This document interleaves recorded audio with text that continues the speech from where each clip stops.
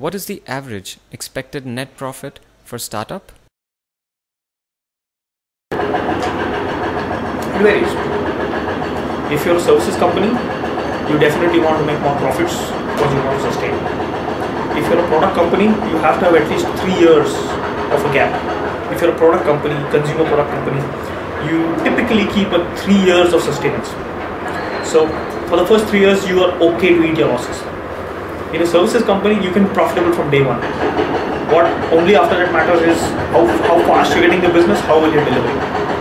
So in terms of money, it varies differently. It varies across a range of from a few 10 crores to a few 100 crores, depending on the scale you start. Say, to point in hand, if you're a one-person startup, okay, and you should never start alone. You should always start with somebody else.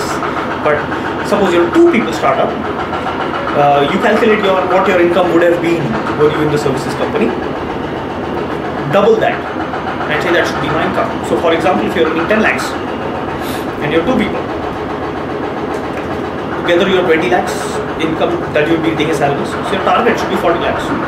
And this is subject to change, subject to business, but this is how you keep your targets, 40 lakhs. The next year, if you have a few more employees in, you should try to see how I can get at least more than 60% of my targets, 100% in some cases. And that's how you scale. So it completely depends on what you're getting into, services, products, consumer products. But if you have to do a product startup, you have to have some sustenance. So if you're out of college, definitely don't do a product startup. Get some experience, do your market study 3-4 years down the line, then find people who are willing to invest if required. If you don't have your own savings, like me, who I blew it up when I was working, I partied harder, but that's how you start. So never try and build something out of nothing. Keep a backup plan, have your sustenance, and then build a product. And if you're in services, know your technology. Don't get work because reputation is all that matters.